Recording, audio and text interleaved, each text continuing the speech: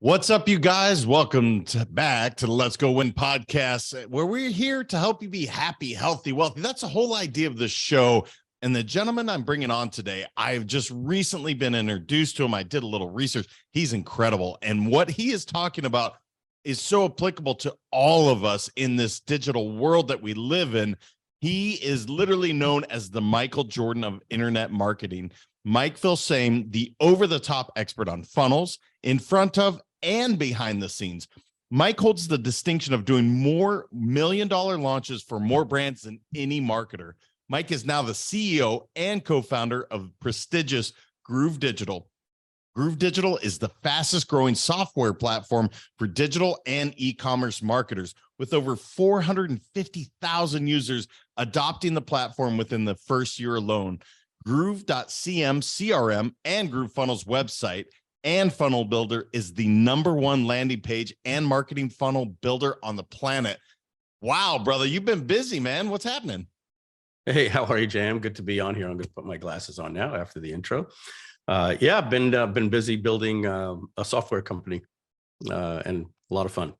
Yeah, so I guess I'm going to start with, is software, is that your background, brother? Because I have a little snippet into your background, but I'm like, that's amazing. The Michael Jordan of anything, that's pretty damn good. So is software, was that your background? How did you know this was my path? Yeah, it certainly is. So, I was born on the cusp of two different generations. My brother was born in 1965. So I think he was kind of like the tail end of the baby boomer because he tends to be more of a boomer than me. And I was born in 1967. And so that meant, he went through his formative years in the late 70s and, graduated in 1983. And I went through my formative years with, MTV and, the WWE or WWF back then, all the 80s haircuts and, the Sergio Valentes and the members only jackets and the bi-level haircut and all that stuff. And so, while he parted his hair in the middle and, looked like somebody right out of the band of the Eagles, I looked at literally like something right out of Devo. And what happened in 1983 when my brother graduated was the Commodore 64 came out.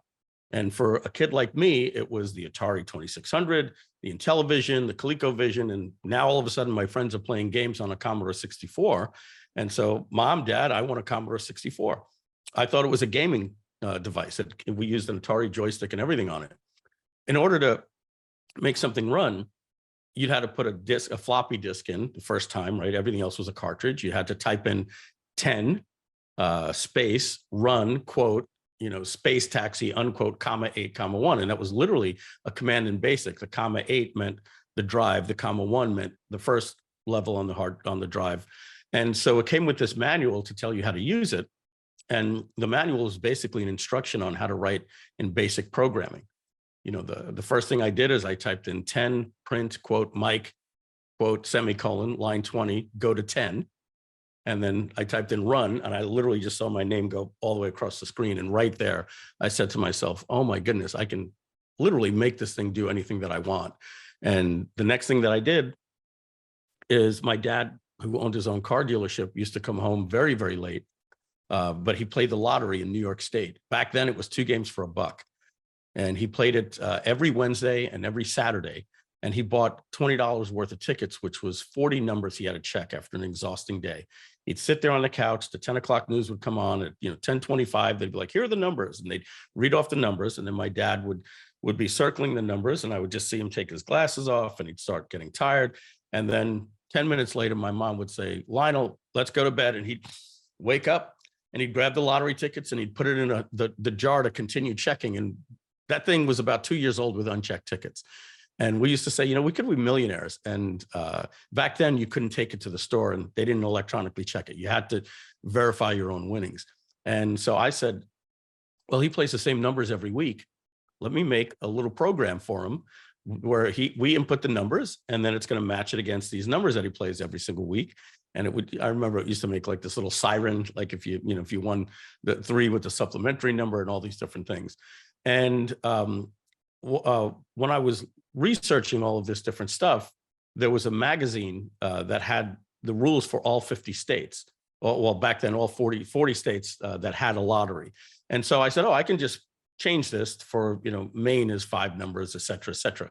And so I wrote a program that checked the lottery tickets. You got to remember, this is 1984 now, when you walked into a computer store and it was like, Radio Shack, and it was Tandy, and it was the only computer programs were recipes or gaming or something for, in fact, Microsoft Word wasn't even out yet. Microsoft Excel wasn't out. It used to be Lotus 1-2-3 and Word Perfect back then.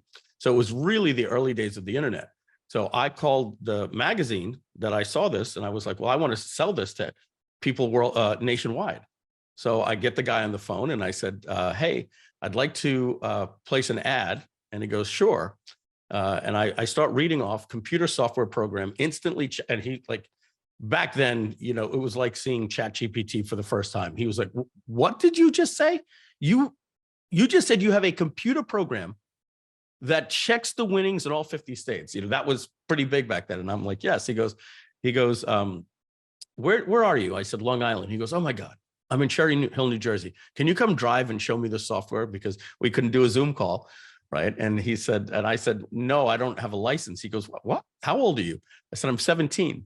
He says, how about your dad? Can he drive you out there? And I drove out there. We demoed the software. To the name of the company was called Lottery Players Magazine. I wonder if they're still around, Cherry Hill, New Jersey. And we sold the software for $25,000. And I put that money in the bank. And I said to myself, that was the day. I didn't say it to myself, but I'm sure that was the day that I became an entrepreneur, because not only was I following my passion, but it actually made me, some serious amount of money. And I, 1985, 1984 to today, 25,000, that probably had the equivalence of like $100,000, right? And to a 15-year-old, it might as well have been $1 million. That was a lot of money to me. My father obviously made me use it to pay for my education at New York Institute of Technology, where I studied computer science. But I got engaged, and I'm working part-time at Pathmark, making $6,000 a year, and now I'm getting married, and I've got to get a quote unquote real job. And I dropped out of college after 3 years, and I got into the car business in 1990. And I worked my way up through all the different facets: salesman, sales manager, finance director, sales manager, general sales manager, and then finally general manager. And I ran the second largest Hyundai dealership in the country and the largest Toyota dealership in the Northeast region. And that's where I learned my salesmanship skills that I was able to apply for. I learned it for 14 years. And then in October of 2002, I'm on the internet researching stuff for the car business, actually, like how to close sales. And I'm on America Online, and I came across this sales letter written by a guy named Frank Kern, very famous internet marketer, who happens to be a friend of mine right now. And literally the subject line in my inbox said, "The secrets to online profits." And I clicked it, and it told me about how you could build this website. And it was the first time screencasting had ever existed. Because remember, this is 2002. A tool called Camtasia came out that allowed you to record your screen. So now he was literally telling people that he recorded his screen, and he's going to show you how to set up a domain, how to host it, how to build a website. And then he gave you the products to sell. And he spoke about this new company called PayPal that allows you to take money, and you could sell these things called ebooks. They meant electronic books, and you could deliver it instantly. There's no shipping. I was like, oh my God. And so from there, I said, okay, this is what I've waited my entire life for. Finally, my knowledge and passion for anything having to do with technology, and then wrapping it around selling things online, the two worlds collided for me right there, and it changed my life completely right there. Brother, you are definitely bringing us back to some fond memories. So many of my listeners, if they don't know what a ColecoVision is, go check it out. AOL, PayPal in the early days. And the other thing I want people to hear, hey, when your kids are playing video games, maybe they're doing what Mike did, man. They're literally learning how to code, and this is going to be their lifestyle, maybe a different spin on it. The entrepreneur thing, I'm trying to put myself in your shoes as a 17-year-old, developing something to help my dad because he's tired and all these lotto tickets are sitting in this jar. And I create something that next thing I know, like you said, 25 grand in 83 or 84, you said, that's like $1 million to a 17-year-old. That's like, holy cow, what do I do with all this? That's remarkable.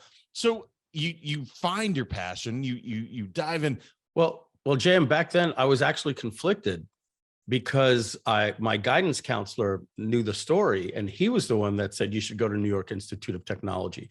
I was, I wasn't a great student because I didn't study, but I was the smartest kid in math class. I was teaching the class for computer programming because the next year it came out and they sent the math teachers to Stony Brook University to learn how to do basic programming. And they came back to teach the class and I knew it better. And he actually had me saying, Mike, can you explain how we do this, this loop or whatever the case is? And I taught the class. But when it came to English and history, I had a passion for it, but I didn't study. So I was a C student, but I got 100 on the calculus, exams and the pre-calc and trigonometry. That stuff came good to me.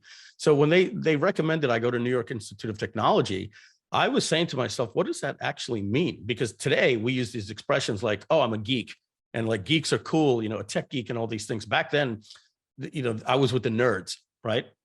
Not even the chess players. I'm talking the kids with the tape, between here and the super math geeks. And I wasn't that passionate about it. And I went to New York Institute of Technology. It was with a lot of kids I didn't relate to. And if I graduated, the only opportunity for me was, going to Seattle and working for this new company called Microsoft. Like computer engineering just wasn't what it was. So it was exciting that I sold a software program, but I didn't actually see, at that time, I didn't have the vision to see that there was something in the future for me. It took me 14 years later to actually figure that out. Well, and that's kind of what I wanted to dive into, because for 14 years, you have this skill set that I don't know. It's a small percentage of the world at that time, certainly, that has this capability. And nothing against the car industry. It's a great industry, but it's clearly not your passion. How do you, for 14 years, brother, just knowing that, man, I developed this program, and you're seeing the computer internet really start to flourish during this time. Were you itching to get out of the car market, or were you, I'm making a good living, I'm taking care of the family? How was that, brother? Because I think it's fascinating how often, and I've done the same, where I'm in a career, I'm good at it, but it's not filling my bucket, man. And I'm just doing it to take care of the family. How was it for you during those 14 years? You hit the nail on the head, right? Because there's something in my favorite book of all time. It's by the author, Jim Collins. The name of the book is called Good to Great. The first 6 words of the book, when you open it up, it's on one page. It says, good is the enemy of great. And I remember just staring at that page, like, what does that even mean? And he went on to talk about, if you have, an expertise and a passion inside of you, to settle for good. If God put you on this planet, and all you can do is not live up to your expectations, it's something that you have a passion and your expertise for, it's the enemy of great. And in this book, he talks about the intersections of the 3 circles that creates what's known as the hedgehog concept. And those 3 circles, if you could imagine, like the first 3 circles in the Olympic logo, where they intersect, it's the intersection of your passion, your expertise, and then underneath that, the economic engine that drives, understanding the economics of the marketplace and what drives that to, for fulfillment and monetization. And so, yes, I didn't understand this concept when I was young. I was an expert in the car business. My dad owned a car dealership. I was running the 2nd largest Hyundai dealership in the country. And every single morning that I woke up, and I'm not going to curse on the podcast, but I remember I put my feet on the ground, I put my head in my hand, and I would yell out the F word, and I would just go, fuck. And I would, and my wife at the time, we welcome it. It's okay. Yeah. All right. My wife at the time goes, what's the matter? She would say, what's the matter? I would go, because I knew what I had to go face. Getting up at 6:30 in the morning, driving, an hour and a half to work in traffic, being the last person to close the door, and getting home at 11 and then doing it, the next day in an industry where they say to you, hey, we need you to work Sunday. Sunday, I haven't had a day off in 3 weeks. I'm taking my wife to the Hampton Classic. No, you're working. And if you don't like it, don't let the door hit you in the ass on the way out. So that was that is still today the car business, especially on Long Island, New York. So I did think I had a future in the car business because that's all I knew. I thought I was going to work my way up and and get a car dealership like my dad, but I really didn't have a passion for it. In fact, when I got online, you would think that you would take your expertise and monetize. And this is a little lesson I'll tell for everyone. You know, when you take your expertise, if you're not passionate about it, that's going to be a disaster. The last thing you want to do is make a good living doing something you're miserable about. So I decided, you know, I could be the, you know, the car guy, and I could write a book like The Secrets the Dealers Don't Want You to Know. Here's what happened, you know, and I could have wrote an ebook like that and maybe, you know, made a pretty decent living, especially today, now that I know how anybody, you know, with a passion and expertise can make money. I just didn't have the passion for it. What I was passionate about was entrepreneurship and creating software to help people start a business. And that's where I went into this day. You know, I call it the Derek Jeter effect. You know, there's a great series, I think, on ESPN. It's kind of like what they did The Last Dance with Michael Jordan. There's a series called The Captain. It's 6 or 8 episodes of the life of Derek Jeter. And Derek grew up in the Midwest, and his grandmother came from New York, and she was a huge Yankee fan. So he's the only kid that grew up a Yankee fan in the Midwest. And his dream was always to grow up and play shortstop for the New York Yankees. But it's impossible, you know, first of all, just getting in the major leagues was something. So the incredible story of how he went in, and he was supposed to get drafted by another team. And literally at the last minute, the Yankees called up and said, hey, we'll offer you these 3 people. Like, they were crazy for doing this for this young, you know, 17-year-old or whatever he was at the time, 18-year-old. And they drafted Derek Jeter. And here you get a guy that literally said, they didn't have to pay me to do this. Like, you know, I would have played for free to be the shortstop for the New York Yankees. So he woke up every day. He didn't say, fuck, like I did. He woke up every day and he was like, I'm going to go do what I was born to do, and I'm going to get paid to do it. And so that is the most important advice I could give to anyone in this day and age that might be looking to transition or whatever the case is you couldn't do what I did. Nobody could do what I did or what you're doing, JM, 25, 30 years ago. To take your passion and your expertise, that 30 years ago, people would tell you, stop chasing your dreams and go out and get a real job. And in many cases, they were right, because you had the only way to monetize things was to monetize your local community. And they say that your income is based on the amount of value that you provide multiplied by the amount of people that you could reach. So even if you could provide a lot of value around passion and expertise back in the day, you might have been in Oklahoma, in a small city. And, you know, at this point, you know, you got 6 people if you want to teach Zumba. You know, today you can be an expert and you can have 400 people show up on a class, and you could build up your brand as an influencer because of the internet. So for now to align your passion, your expertise, and reach a global community, has never been a better time to do that. Yeah, no doubt about it, brother. There's so many amazing things to unpack in what you just said. The Derek Jeter thing, remembering watching him play, I didn't know that story. I did watch the show, but I hadn't, as you brought it up. But you think about him playing, the passion that he truly did play with. He was remarkable, not because he was the most gifted player. By the way, arguably he wasn't he had Alex Rodriguez was playing third. He was arguably a better shortstop. However, because Jeter had that effect, because he had that passion, people follow that, man. That's a beautiful thing to see. The trap that you're talking about, again, the mindset, because putting you back in that dealership, the second biggest Hyundai, I think you said, dealership in the country. Yeah. You're making good money, man. It's not like, okay, I'm just going to go ahead and take off. And that's the trap I think people fall into, is like, I'm good at it.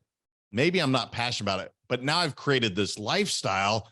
Mike, how the hell do I go follow my passion? My lifestyle is created around the 500 grand, 7 figures a year, whatever your number is. I've created this lifestyle. I can't jump, brother.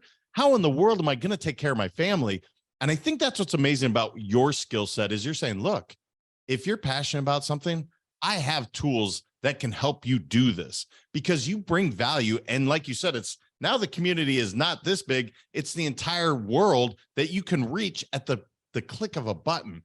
It really is remarkable if you break it down that way. And so often people are so negative against technology, but this is the beauty of it.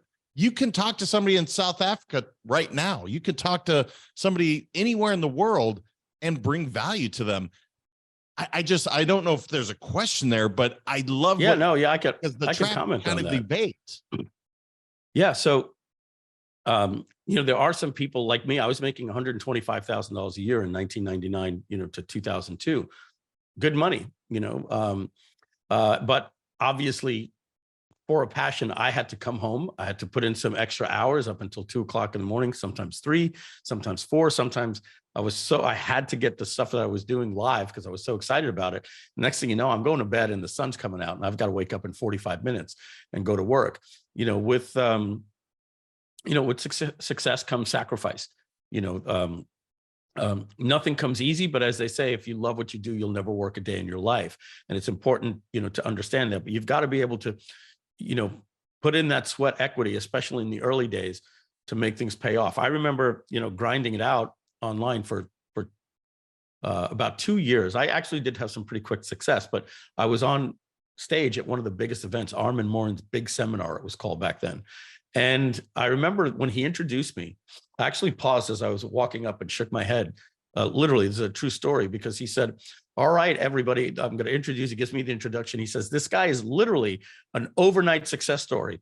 And I remember saying to myself, like, literally, not that I was insulted. I was like, overnight success? Like, no, I've been working my ass off doing this for 2 years, and it all happened at once. But that doesn't mean I'm this overnight success story. It's kind of like calling the Beatles an overnight success story when they get on Ed Sullivan. It's like, no, there was a grind back there, to what actually made them. So, but the next thing that you mentioned, JM, is that, when I got online, it was very, very difficult for me to get a photo of myself online. First of all, I didn't have a digital camera. So I took my, a photo, I cut it out, I put it into a scanner, I scanned it in. I didn't know the difference between 60 kilobytes and 64 megabytes, but I can tell you when I scanned it, it was a large file, and it used to load on my website, literally like one line at a time for 20 seconds. We were in forums having conversations about this, and we didn't understand the word optimized for the web and these different things like that. We were figuring it out. I used to code websites by hand, and then I had to use FTP software, all this complicated stuff. Today, everything is off the shelf, with done-for-you solutions, what they call no-code software. And that's what we wanted to do at Groove. We wanted to allow people that did have a busy life, that wanted to say, hey, I just want to get out there and, be able to get in front of the camera on YouTube and maybe talk about health and wellness. And, I know if people eat right, they'll never have to die of cancer. I've lost too many family members this way. So I have a passion. And because of that passion, I'm going to be able to monetize it, because if you give value to the world with no expectation, you will be rewarded greatly. And so what we did with Groove is we created a software platform that's free. 93% of our customers never pay us. Only 7% of our customers upgrade, because we give away so much for free. And it allows you to build your brand website, build your funnels, do your email marketing, host your content for a membership site, do your video hosting, sell your product, accept money, have an affiliate program, do your blogging. It has every tool that you would need. And so that's what we want to do, is provide education for people that are saying, hey, I see what's going on in the world. I see there's a drive for influencers. And, you ask kids today, it's incredible. I used to think they were crazy 3 years ago. Now I'm starting to agree with them, what they would rather be. And if they're asked, CEO of a Fortune 500 company, which I don't even think kids would even understand what that is anymore today, or an influencer, like somebody they see on, like the Kardashians or something. And they're all saying they'd rather be an influencer, 80% of them, because they realize, they're seeing these kids grow their TikTok channels and start saying, this video is sponsored by Skillshare, and they're getting paid endorsements, and they're building a brand by becoming a quote unquote content creator or an influencer or an infopreneur. I refer to it as something that I do. I'll tell you what, man, where were you about 3.5, 4 years ago as I started this? Because I will tell you, I did try and build all these things without having a one place to go to. Man, I can't wait to talk afterwards. The overnight success thing, this is such an interesting phenomenon. And I have seen this for years. People always see the success, right? And that's what I want. And then you explain to them, okay, well, this is what it looked like to get there. Oh, I don't want that. I want the rewards. And I think that's possibly why some of these kids say, I want to be an influencer, because they're not looking at it like work, right? It's not grinding and doing these crazy hours because they have the video in front of them all the time. That's not work to them. That's just natural. For me, when I'm like, oh, shoot, I have to do some videos, that's work. And I want to get the value out there, but it is fascinating how our world has shifted and changed. You mentioned something else that I really want to talk about. And you mentioned the word chat GPT, which is the big buzzword for AI, but there's so much AI happening, brother. What are you seeing? What do you expect? What if, because you're in the cutting edge of this stuff, how are you using AI? What does that look like in your world today, Mike? Yeah, as you said, it's the big buzzword right now. But I want to let anyone listening and that hears this, this is not a hype train. They are saying what it is for us, for civilization. And I happen to believe this. They're saying that what's happened over the last 6 months is the equivalent of fire, the wheel, and the Gutenberg press. It is bigger than the transistor. It's bigger than the microchip. It's bigger than the internet. It's bigger than mobile devices. What's happening right here? If there was a little graph going, you would see the small little line, and it would say you are here, and we are literally at that hockey stick point where we're gonna go straight vertical. There's something known as the singularity. They predicted 2040 or 2029, depending on who you talk to. And the singularity in physics means you can't predict what happens at that point. Like mathematics breaks down in a black hole and all those different things. So a scientific or humanitarian singularity means that everything is about to converge all at once. Biology, chemistry, physics, astrophysics, education. Literally in the next 10 years, they're gonna create problems that we can't predict. And when you talk to the scientists, right, they're like, "What do you mean?" They're like, "Well, we could always predict 2 years, 5 years, 10 years, something like that with accurate predictions." They said at this point we can no longer go past 2 years. And you start getting the chills when you hear what somebody says. And so the co-founder or the founder of Stability.ai says, "Well, let's put it this way. We're not even talking about adding quantum computing to AI right now. But when we start putting these language models in, to start solving these problems, we're going to be able to solve the aging gene. And we're going to be able to create not only reverse aging, but we're going to be able to make your genes go into peak shape." So he says, what happens in 10 years if everybody, is now, their body is rebuilding themselves back to when they were 29 years old? What happens when nobody dies unless they get hit by a train? What happens with a population that doesn't die? Are we gonna have a world where we have a law against having children and you go to prison if you do, and if you want to have a kid, there's a lottery because somebody dies? And so these are the types of questions that are going to be facing humanity. And when you hear that, you're like, oh my goodness, okay, so we really are. And that's just one example. He says, I can give you another 20 like that. So my advice to people, is AI going to take jobs? Yes. I mean, but didn't the car take jobs away from, horseshoe makers and wagon makers, right? That, we adjust. It doesn't happen overnight. And then the generations, before get it. Is it going to take away so many jobs that we lose jobs? I don't think so. I think if we look at history, anything that ever happens creates throughput. And when we create throughput, we create more jobs and more opportunities. I don't think we're ever going to go to universal basic income. And who knows? Well, again, we can't predict more past 2 years at this point. But having said that, this is what I will say about artificial intelligence. The people that use artificial intelligence are going to take the jobs and put the people that don't use artificial intelligence out of jobs. Artificial intelligence is a calculator for words. You now can attach to yourself. It's like putting a, Neo in the Matrix. It's like injecting, say, okay, I'm in a situation right now where I'm about to fight somebody and I need to know karate. They just download him as a black belt in karate or whatever it was, and he fights that person. That metaphor is what I want people to know. The days of going to Google, you go to Google now to search for a website. You now go to ChatGPT and have a conversation with an all-knowing being. And so there shouldn't be anything that you do that you're not using ChatGPT. I'll give you one example, just a minor example.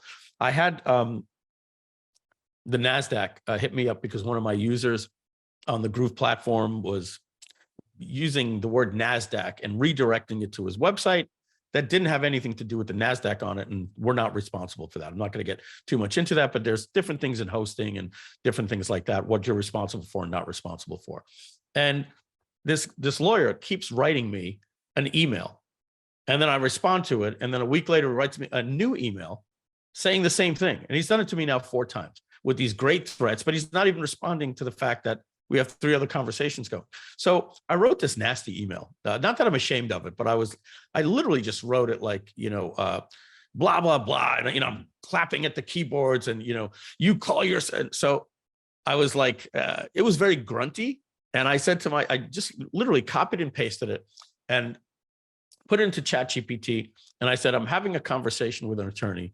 Please write this in a more professional legal tone and make it less insulting. And it rewrote it. And I was like, yeah, that's exactly what I'm trying to say without ever having to apologize to this guy if we get on a call. Well, you got to understand I was in a bad mood. And so that's just like a minor example. But like at this point, I'm using it for creativity. Every single part of my business. I wish I had time to explain it, but if people are more interested about that, they can go to groove.ai. I have an entire presentation that breaks down what AI is and how you could use it in any business. Yeah, brother. I mean, it is a simple example that you gave, but this is the beauty where I think, again, that's a human emotion where my ego is saying, fuck you, man. I'm gonna hit you with it. Where the truth is, I just want resolution. I want you to stop bothering me. Yeah. That's my hope. And ChatGPT takes away that human emotion. It says, hey, Mike, this is a verse. This is something that's going to get opened. This is something that's going to work, because they know that, because AI can see so much that's happening. I think it's amazing. Tell me what you're working on. You said groove.ai, which obviously go check it out. What else are you guys working at Groove Digital? What's kind of happening in your world?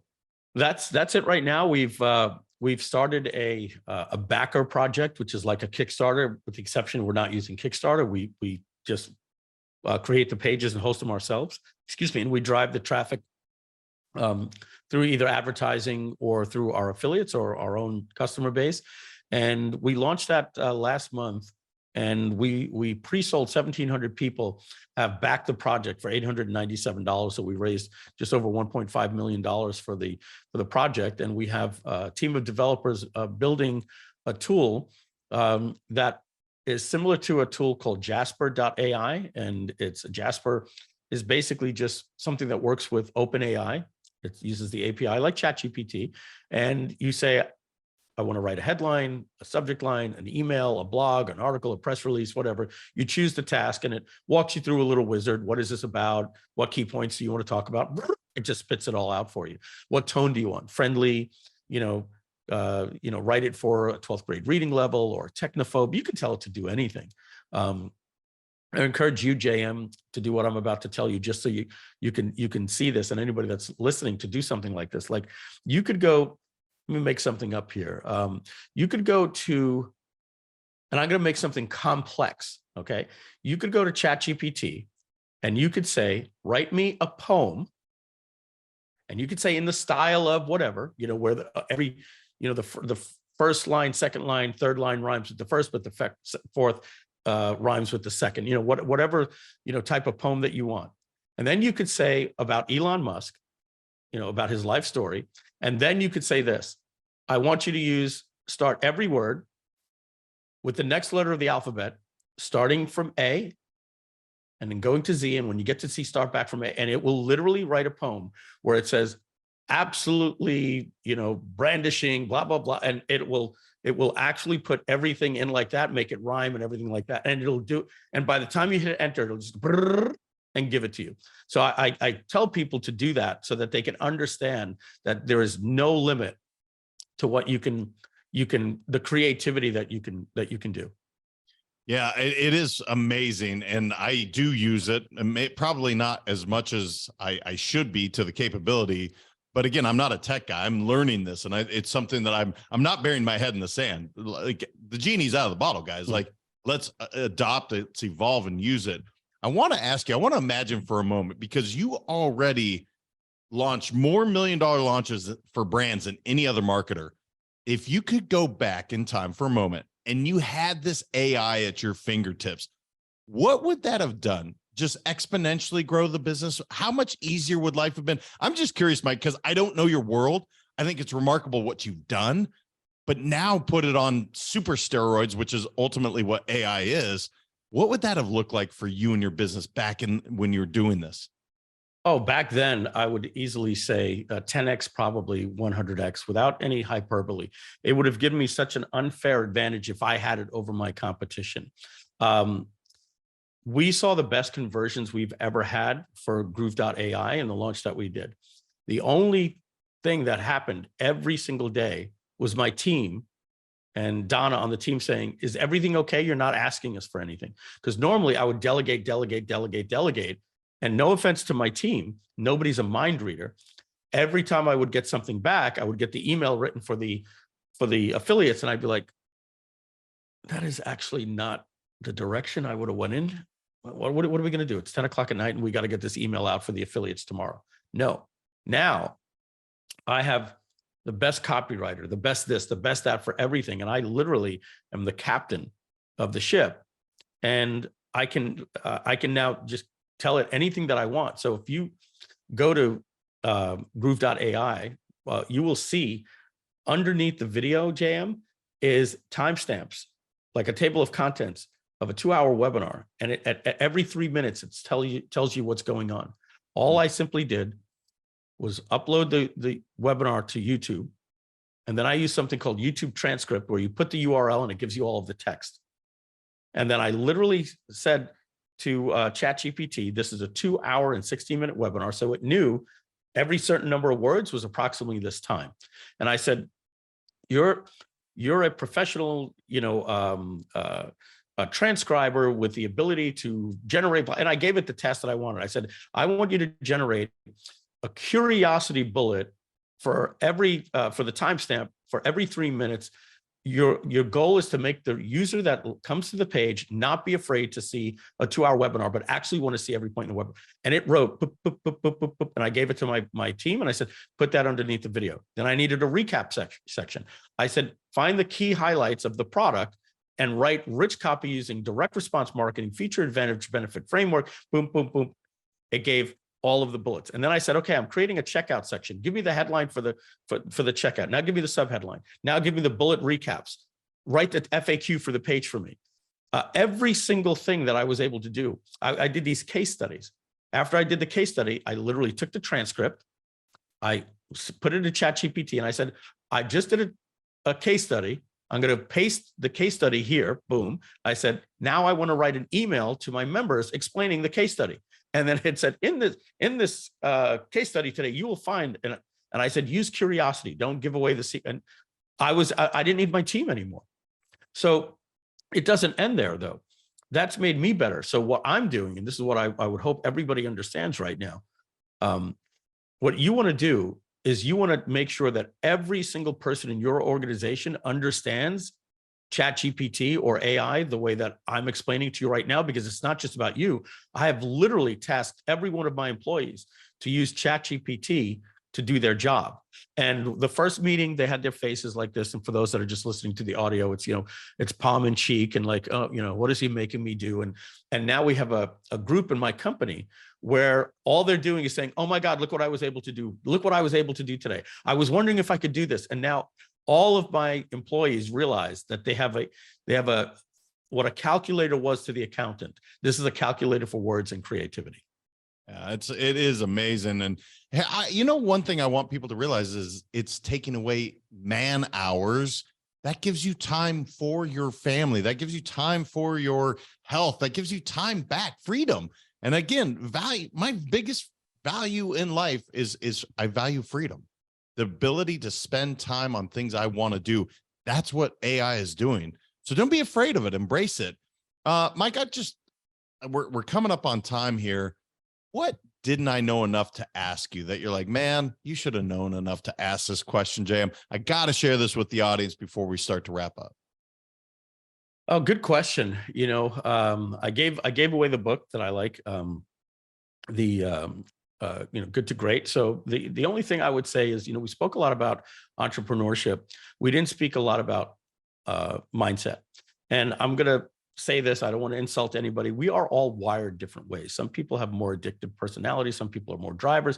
Some people are more worker bees. Some people are more risk takers. I'm not the guy that's going to get into a wingsuit I don't have that, that thrill seeker in me, but I definitely have a drive. And because of that, I never want to lose the fact that some people aren't wired the same way that I am. I don't have that thing inside of me that says, what if I can't, I don't even think that way. And I'll give just an example so that people can understand.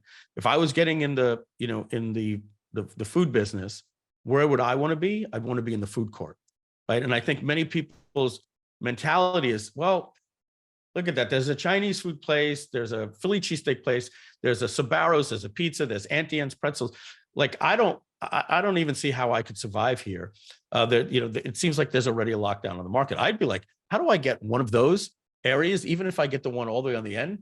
But one day I'm going to get that one in the middle. Immediately my mind goes to that drive. So I don't want to just tell people, you need to have that mindset. I've worked and coached with enough people that every single time I'm like, I finish something and I'm excited, and they go, yeah, but, and then I answer and I say to myself, oh, this person is never going to be able to succeed. Not their fault. When I say never under the current circumstances, there's something they need to fix, and it's very easy. And it's mindset and personal development. Now, I am a huge fan of Tony Robbins. I was listening to the tape in 1993 where he says, okay, here's what I want you to do. I want you to go home and I want you to write that and blah, blah, blah, blah, blah. I want you to do 3 things and you're going to stop this tape and you cannot continue unless you do. And I'm driving. Okay. So you wrote these things down. Now, and he shamed you that if you didn't do it, you wasted your money on this course and you're embarrassing yourself. He says, I'll never know, but you're not going to get this. I was like, oh my God, I've got this 40-minute drive and I can't continue. Shut the tape off. I went down and I wrote 3 things. I wanted to quit smoking. I wanted to join a gym, and I wanted to be a salesman in the car business. And I took my cigarettes and I threw them out and I quit smoking. And because I was in this, Tony was pumping me up. I said, all right, I guess I got to go to Jack LaLanne. Back then, that there was a Jack LaLanne, this is, early 90s. I go to Jack LaLanne or Bally's Fitness by Jack LaLanne. And I signed up for a gym and walked in and paid my $19 a month. And then I couldn't listen to the tape unless I took action on these things. And now the third one, I had to apply for a job in the car business. That's what I wanted as a sales manager. And I had no business doing this. I mean, I'm only in the business two years, but I felt I could do this. So I see an ad in the paper. My hands are shaking as I go to answer the call. I'm like, I can't believe I never would have done this unless Tony said, you have to do this. The only way to get results is you need to take action without excuses. So my hands are shaking as I'm dialing. Security Dodge, can I help you? Yes, I'm calling about the job in the paper for sales manager. Please hold. Bill San Girardi gets on. How you doing? Yeah. When can you come down? I get off at 5. Where are you working now? Cold Spring Imports. All right, I'm going to be here till 7. Come right after work. I'll wait for you. I get down. I didn't even have an interview. He's telling me about what a shitty job it is, and that the old man, John Vigorito, who I happen to love, senior, he does nothing, and he did nothing but yell at everybody. You friggin' idiots! He would talk like that, and he's like, I can't keep anybody here, and we don't pay well. I said, what do you pay? He says, we pay $68,000 a year. You get medical, and you get a car, and we pay for your gas. I said, okay, I'll take it. It was making a little bit more than I was actually making anyway, and now I'm gonna get my training wheels. I'm gonna get to learn how to be a sales manager, and they hired me. And I went and I gave my 2-week notice. And I went back and I finished listening with Tony. So personal development was a key for me. It wired me. And I take those things today. So I would tell anybody that these things go hand in hand. You need to have the right people in your life. If you don't have them, I'm not going to get too much into this and about, divorce and all these different things. A lot of people have different things, but I'm telling you right now, you got to have the right people in your life. You need a support team around you, because if you have people constantly seasoning you with salt and pepper of what a loser and a failure and these things that you are. And luckily I didn't have that in my life, but I've seen other people have that. It will get in the way. You need to surround yourself with winners. Do what you can. Obviously, again, I'm not talking just about relationships and, people have kids. I'm not saying go get a divorce, but I'm saying make sure if that's the case and you do have a tough marriage, then try to find a way to get that person in personal development with you, get a marriage counselor, but seek to be better, seek to have a better relationship with people, with your kids, and have a more fulfilled life, and then work on your personal development and your attitude, because we really can do anything we put our mind to. Well put, man. And again, I know Tony Robbins helped you then, and I think you have actually personally helped him as well. So it's amazing how the universe works, how it works that way. Mike, you're an amazing guy. I could talk to you forever, which, by the way, next time I do have you on, you're going to do impressions, because you busted a couple out there real quick and they're pretty good. I'll do my Donald Trump next time. You're pretty easy to find, brother. But if somebody wanted to connect with you, they want to check out what you're doing at Groove Digital, Groove.ai, everything that you're working on. Where's the best place to connect with you online? I think the best thing they can do is go to groove.cm, but also go to groove.cm official in Facebook. Just type that in. We have a Facebook group with over 500,000 people, I believe. Very active group, and people tag me and I have conversations with them all the time. It's the easiest way to connect with me and have a conversation with me and meet 500,000 people that have a passion and are trying to monetize that passion and expertise. So it's groove.cm official. They just search for that in Facebook, and anybody can join it. It's a free group. That's awesome, brother. I cannot thank you enough for coming, sharing so much knowledge, your stories. You definitely took us on memory lane on some of these things, and Jack LaLanne came out a little bit. So I just so appreciate you being here and sharing all your amazing knowledge. Thank you. My pleasure. One last question for you. The JM, what does it stand for? James Michael, but I was Michael child. So mom and dad said, hey, man, JM, that's it. JM. I love it. I love it. Brother, thanks for having me. I appreciate it. It's really my pleasure. What an amazing guy. I mean, guys, go check out Groove Digital. He talked about groove.cm, the Facebook 500,000. I mean, that's what's amazing. He builds these things and it's like nothing to him. Where for us, I'll speak for myself, that's so overwhelming to think of, how do I build this community?